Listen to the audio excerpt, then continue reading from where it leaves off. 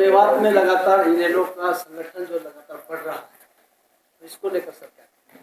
मैं आपका इस बात के लिए धन्यवाद करता हूं कि आपने एक ठीक बात बोली है कि संगठन बढ़ रहा है। संगठन बढ़ नहीं रहा। हमारा संगठन मेवात में जैसे पहले तीनों सीट जीतता रहा था, अगली बार तीनों फिर जीतेगा। अब की बार भी उसने जो मैंने बताई है, ये रिकॉर्ड की बात है। आप हाँ, ईडी वाली भी रिकॉर्ड की है और ये भी रिकॉर्ड की बात है। जो 30 एमएलए को टिकट दिलाई उनमें से 16 रहे। ये भी रिकॉर्ड की बात है कि नरवाना में 3 कैंडिडेट, उचाना में 3 कैंडिडेट खड़े करके इसने अपने कैंडिडेट को हराया। यहाँ पे रातों रात टिकट बदल गई तुम्हारे सोना। ये भी रिकॉर्ड की बात है। तो वही ईडी का डर था, कोई वजह कोई और? डर ईडी का था। ईडी किसी के खिलाफ एफआईआर लॉन्च करती है, उसको पकड़ती है कि नहीं है? हुड्डा को क्यों नहीं पकड़ा? अगर हुड्डा का मिली भगत नहीं है तो तुम मुझे एक बात बताओ, राहुल गांधी से तो कोठी खाली करा ली जाती है 1 हफ्ते में, रिजाइन के बाद। करवा लेते हैं कि नहीं करवा लेते हैं? आज विपक्ष का लीडर तो नहीं है हुड्डा, कोठी खाली क्यों नहीं है? खाली होनी चाहिए कि नहीं होनी चाहिए? जो सरकारी आवास चंडीगढ़ में है वो अब तक खाली क्यों नहीं है? आपस में मिले हुए हैं। और आपने देखा स्पीकर आज भी विधानसभा में ये कहता है कि हम तो आपको अपोजिशन लीडर की तरह ट्रीट करते हैं। उसका कहने का क्या मतलब है? वो ये बात कैसे कह सकता है? ये कांग्रेस ने फैसला करना है कि कौन अपोजिशन लीडर बनेगा। है कि नहीं? आप बता दो मुझे।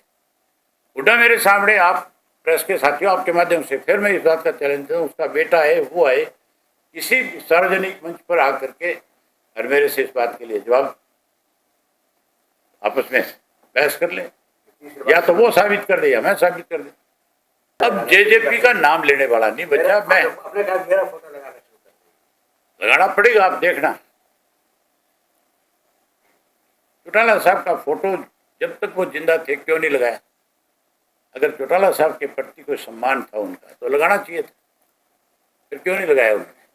उनसे आप पूछो कि 18 से लेकर के और पिछले साल दिसंबर तक चौधरी ओम प्रकाश चौटाला का फोटो आपके पोस्टर पे क्यों नहीं था? उसका जवाब दे। अब फोटो लगा करके क्या दिखाना चाहते हैं? जब तो चौटाला साहब कभी अगर बीमार हुए तो वो मिलने भी नहीं गए, कोई सामाजिक हमारा फंक्शन है उसमें भी नहीं मिले। अभी राहुल गांधी क्या मारेंगे? अरे वोट चोरी का मैंने बताया तो शरीफ, कांग्रेस भी वोट चोरने में कमी नहीं छोड़ती।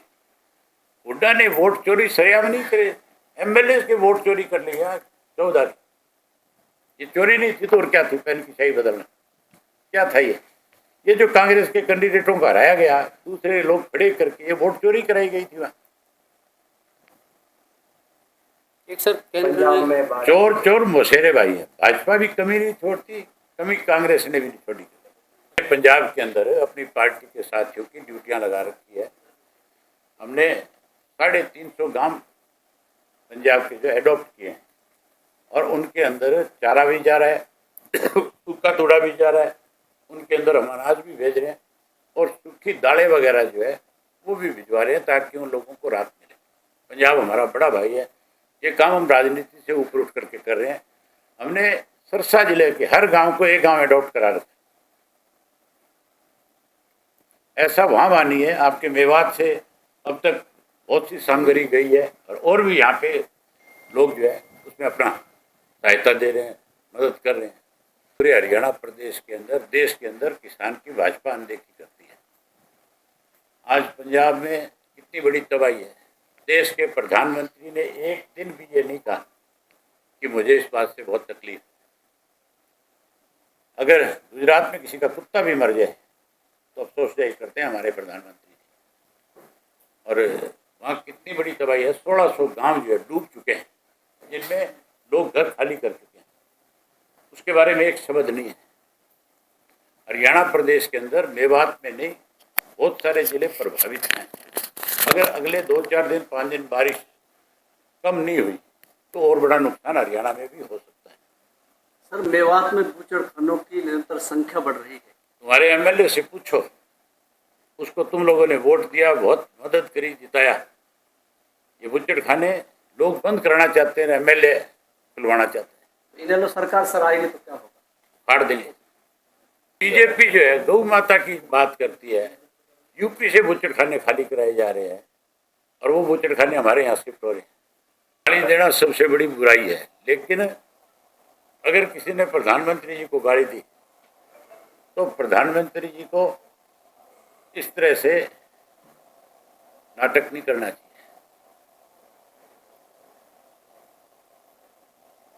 मंच से आप अगर उस वीडियो को ध्यान से देखोगे तो जब खत्म हो गई थी मीटिंग, तब कहते हैं किसी ने जाकर के माइक पकड़ के गाली दी, किसने दी, क्या नहीं दी। हो सकता है भाजपा का अपना एक गेम हो जाए। चुनाव के समय में भाजपा इस तरह की गेम करती है। पहले आपको ध्यान होगा, एक बार प्रधानमंत्री जी ने एमपी के चुनाव के दौरान ये कहा था कि मुझे नीच कहा गया। कहा था कि नहीं कहा था? बहुत जोर किया है। तो अब भी हो सकता है ये भाजपा ने अपने किसी आदमी को कहा होगा कि जब मीटिंग खत्म हो जाए तो मंच से जाकर के अब अंदर भाषा का प्रयोग कर लेना, प्रधानमंत्री जी के बारे में कुछ गलत बोल देना। हाँ, सहानुभूति का ही खेल है, काम तो है नहीं। सहानुभूति से लेना चाहते हैं या कोई ठगी ठोरी से लेना चाहते हैं, जात पात धर्म मजहब के नाम पे लड़ा करके लेना चाहते हैं। तो मेवात में लगातार इनेलो का संगठन जो लगातार बढ़ रहा है, तो इसको लेकर सर क्या? मैं आपका इस बात के लिए धन्यवाद करता हूं कि आपने एक ठीक बात बोली है कि संगठन बढ़ रहा है। संगठन बढ़ नहीं रहा। हमारा संगठन मेवात में जैसे पहले तीनों सीट जीता रहा था, अगली बार तीनों फिर जीतेगा। मेरे ख्याल 20,000 से ज़्यादा लोग मेवात से जाएंगे। आपने देखा नहीं, आज हमने कार्यकर्ताओं की बैठक बुलाई थी, जनसभा में तब्दील हो रही थी कि नहीं हो रही थी? मेरे डर के मारे कांग्रेस बीजेपी इकट्ठी होगी मेरे चुनाव में, असेंबली में, और बीजेपी ने कांग्रेस का जो कैंडिडेट था उसका खुल करके समर्थन किया, उसके पक्ष में प्रचार किया, उसके लिए वोट मांगे। उससे पहले मेरा जब बाई इलेक्शन था तब हुड्डा ने भाजपा के उम्मीदवार के लिए वोट मांगे। उनको डर था कि अगर मैं असेंबली में आ गया तो कांग्रेस और बीजेपी दोनों के छाती पे बैठ जाऊंगा।